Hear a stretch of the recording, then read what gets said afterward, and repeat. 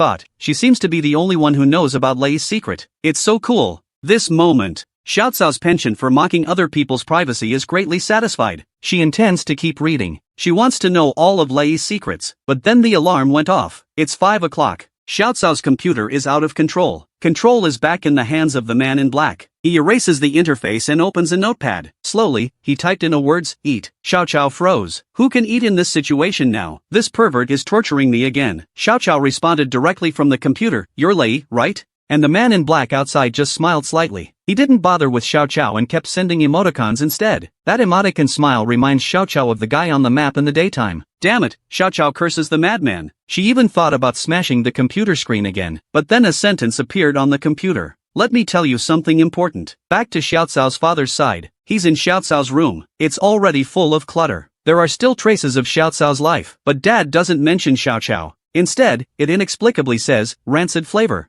There shouldn't be a need to call the police, should there? And then he just turned around and left. A high school girl was kidnapped by a mysterious man, but no one knew. Even her own father doesn't care. Now the girl can only escape on her own. It is said that humans have a habit of assuming the motives of others based on their behavior. The mysterious man said to Xiao Cao, why would I tell you that much? Time to eat. The path you're looking for. And my smile and so on. It's easy, because these are hidden clues. Realizing what he meant, Xiao Cao began to go through his previous browsing history. She was shocked when she saw this. The mysterious man on the map earlier. Every time he smiles, he points his finger somewhere. And the places he points to have one thing in common. They all have numbers. Xiao Cao collects the numbers. Eventually it turns out to be a website. Curiosity drove her to search the site. The interface that popped up looked very familiar to her. Isn't that my phone's unlock screen? Is it? In disbelief, Xiao Cao tries to enter his own unlock code. It actually opened. Look at the familiar wallpaper. What's going on here? Is this really my phone? In Xiao Cao's shock. Outside, however, the mysterious man relaxes.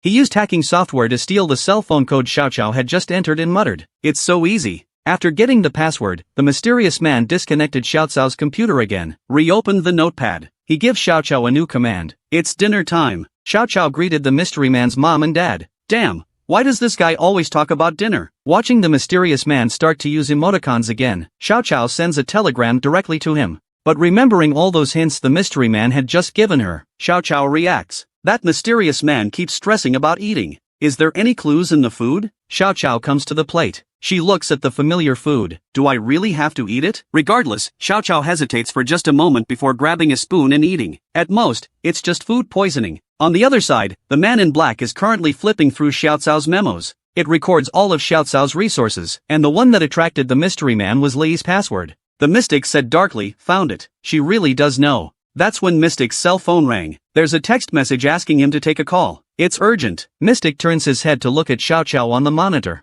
He was going to wait for her to finish her meal. Now it looks like that's not going to happen. The mystic got up and left the premises, but instead of going out, he's heading in the direction of Xiao Cao. At the same time, Xiao Cao, who has finished his meal, also realizes what's going on. Her heart tightens. High school girl kidnapped. After a 3-day battle of wits, she finally meets the kidnapper. Just now, Xiao Cao finished his meal and realized there was actually writing on the bottom of his plate. Upon closer examination, he realized it was a phrase. You can see me today, and that's when the door was opened. It's the mystery man. He's all wrapped up in a gas mask. Xiao Cao didn't say anything when he saw him. Instead, he pulled out a deodorant and sprayed it in Xiao Cao's face. In a trance, this scene reminded Xiao Cao of Lei. She then collapsed. The mystery man's bottle was filled with LSD. After knocking out Xiao Cao, Mystique threw her on the bed. He just picked up his dinner plate and left. He had to go out because of that phone call. While walking around the corner, the mystery man threw his dinner plate in the trash. Incidentally, he took off his own mask and threw it away.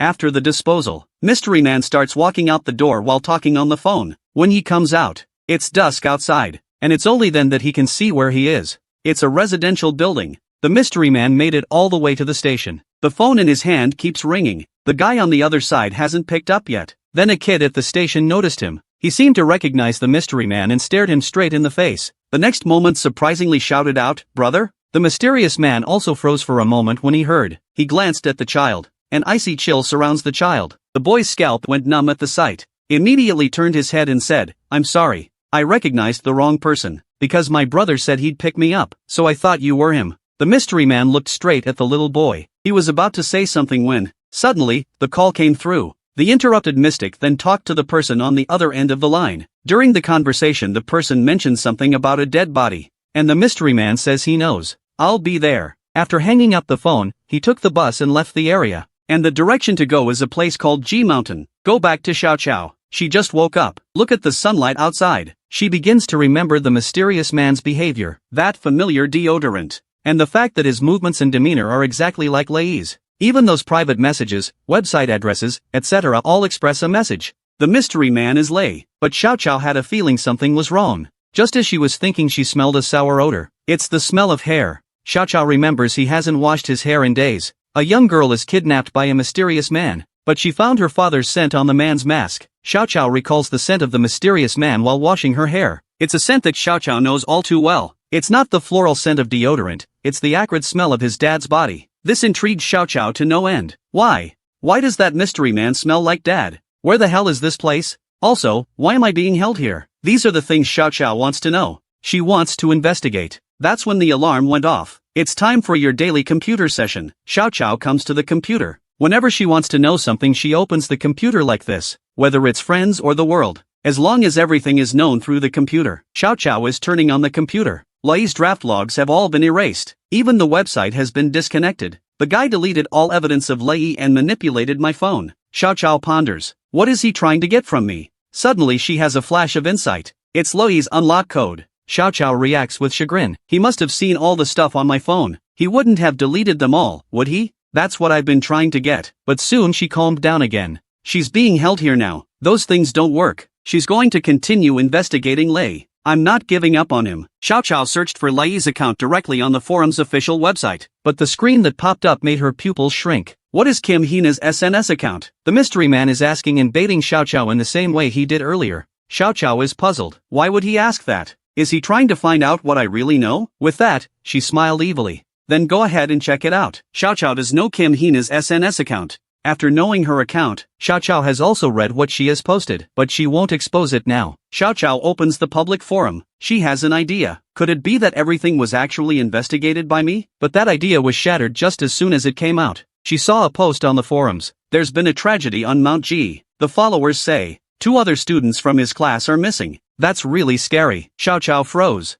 G Mountain? Isn't that the hill behind my neighborhood? She clicked in to take a look, but saw someone who blew her away. It's her dad. There's a murder in the hills behind her house. A young girl investigates a clue but finds dad's figure. Xiao Xiao turns on the newscast and realizes that a reporter is actually on the scene interviewing her dad. Ask him if he's seen any suspicious people, etc. Xiao Xiao is shocked. Dad's answer is very meaningful. This is a construction site. There are suspicious people everywhere. Xiao Xiao looks at the screen image and thinks, is this what Mystic meant for me to see? That means, has Lei's hand reached Dad? But the next moment Xiao Xiao lowered his head and lost interest, because if that's the case, Mystic's plan has gone awry. No matter what happens to her dad, Xiao Xiao doesn't care. It's just a matter of no one giving her pocket money. Xiao Xiao's family's lack of love is a big reason why she's like this. She doesn't have any father-daughter bond with Dad at all. They only interacted when they were very young. Even Dad's job was guessed by Xiao Xiao by looking at his clothes. She doesn't even know how old Dad is. The only thing Xiao Xiao knows is, Dad has 2 friends, 1 and 2. During Xiao Xiao's childhood, her father just ignored her. Even when Xiao Xiao was bawling his eyes out, he just ate. And when Xiao Xiao saw that Dad didn't pay attention to her, she would deliberately cry even louder. The shrill cry annoys Dad. He pulls his cell phone out of his pocket, tapped it a couple times with his chopsticks,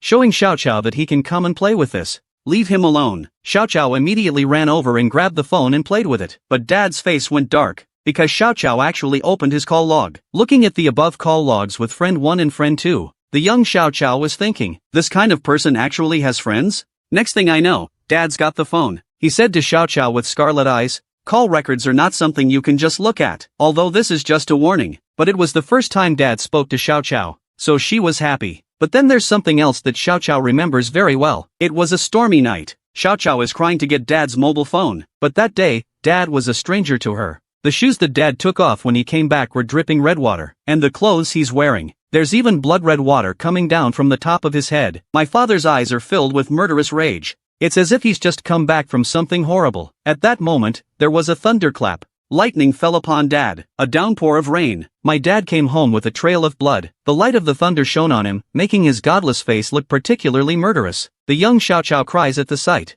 but his father just took off his jacket as if nothing had happened. Then he opens the refrigerator and takes out his dinner and starts eating. See, Xiao Xiao is still crying. He took out his cell phone and tapped it with his chopsticks, signaling Xiao Xiao to come play with his cell phone. Xiao Xiao got the cell phone and deliberately went back to look at Dad's call logs. Dad's most recent call was with friend 1. The time is 6:57 in the evening. It was shortly before his return. Xiao Xiao is holding his cell phone and is about to inquire about something, but the next second the phone was taken away from her. The father smashed the phone hard against the mirror to hide his secret. Looking at the cell phone plugged into the mirror, Xiao Xiao froze. This is her childhood. What kind of person is this person? Even she doesn't know. And after doing what he just did, Dad continues to eat calmly. A broken mirror reflects Dad's figure, as if on cue. It's as if Dad has a broken past. Time to go back to the present. Dad is listening to a classical music channel. He likes to light up a cigarette and relax with some soft music, but this time it's different. He heard a different voice in the channel. It's a doctor's online submission. Dad instantly changed his face when he heard the word doctor. He seems to be very sensitive to the profession. At this point, the camera pans over to Dad's side. There's some special drugs here, like hydrochloric acid and antiseptics, and all sorts of tools with blood on them. Pliers, hammers, knives, gloves, etc. Dad's mouth began to chant slowly. All senses are dulled, with the camera pulling away, realizing that Dad is not at home at this time. Instead, he's in a small iron room in the mountains, a remote location. Drugs and tools for sticky blood. Nothing suggests what Dad just did. After listening to the music, Dad gets up and goes to the workbench and starts packing up his tools. Everything is bagged and taken away. The blood was wiped off with antiseptic wipes. It's time for him to go. The junkyard at Mount G. The police have cordoned off the area. It's the murder case. The officer in charge of the case has arrived on the scene. He's looking at the bag of body parts. How uncomfortable would it be to see a dead body for the first time? This little cop just threw up. It's a mysterious case of broken bodies. The killer cut up the victim's body and dumped it in the construction site's landfill. There's a lot of people coming and going from the site. The search will be difficult. The officer in charge of this case said after asking his subordinates to send the body for an autopsy, although it's rarely on the news these days. But the truth is, murders are still happening. It just got caught before it became a serial murderer. In this day and age, the police have scientific investigations, surveillance, car recorders, and so on. There's no place for a killer to hide. After all this talk, the officer told his subordinate to look up at a surveillance camera. He's had a feeling lately. It's as if both the machine and the man are watching someone all the time. Xiao Cao's sighed. She's been in that dark room for 10 days. According to the surveillance, she spent the last few days eating, sleeping, and eating. The rest of the day is spent interacting with the computer. By now, Xiao Xiao has started talking to himself more often than not, complaining frantically that the food here is really bad, but she still finishes it. She wants to see if there are any more clues left by the mysterious man at the bottom of the plate. But here's the strange thing. She hasn't seen a message since that meeting with the mystery man, but the days went on as usual. Every day the alarm goes off just after dinner. 9 o'clock is Xiao Cao's internet time. She would naturally go to the computer. Like a tamed dog, she's adjusting to life here. Every day when Xiao Xiao turns on his computer, he opens Lei's homepage and journal as if he were at work. Then he searches for the account number, but got nothing. Bored, Xiao Xiao plans to go to the forums and watch people fight. As soon as she opened the page, she saw the gossip of a top stream idol. The other party is suspected to be involved in violent activities. It's in the middle of a public outcry. The comments underneath all show him concern for his parents. One of the guys was swearing really hard. That got Xiao Cao's attention. But when she clicked on the person's homepage, it was private account. Xiao Xiao scolded the guy for interrupting her interest, and later intends to check out Kim Hina's SNS account again. I didn't expect to find something strange when I looked at it. Kim Hina says she wants to move her family. She doesn't want to stay in her current neighborhood anymore. It's horrible. Xiao Xiao was wondering what the hell this guy is talking about. The following words caught her attention. Kim Hina mentioned someone, said he used to be popular at school. He was also a good student. He's at her own back table. Kim Hina's desk. Surely that's not me? Is that Lei? Xiao Xiao reacts. Did Lei go to school? Is that why she's left me alone for the past few days? Your classmate is recognized as the dream guy in the class, but one day he just disappeared. When he reappeared, he was already on the news. He was murdered. The body was split up and dumped in a landfill. And you, who were at his table, were kidnapped, imprisoned in a secret room. Xiao Xiao just opened the forums and found the shocking news. She was instantly shocked and disoriented. Lei is dead? Who is that mysterious man who locked me up? Xiao Xiao becomes agitated. She can't believe it. All the clues point to Lei, but now the truth is telling her. Lei is dead. Xiao Xiao opens the search bar, typed in Mount G. She wants to see the evidence for herself, but right after that, An official message popped up, dashing her hopes. The news identified the victim as Lei, word for word. It also detailed his school, class, etc. Now Xiao Qiao is dumbfounded. It's true, Lei is really dead. At this point the mask outside the room was picked up. The mystic is back. He's coming straight at Xiao Qiao. Xiao Cao's heart starts to beat faster at the sound of those footsteps. Who the hell is this guy? On the school side, the two girls at Xiao Cao's desk are talking. Kim Hina says her parents are picking her up after school today. She's afraid to go home by herself now.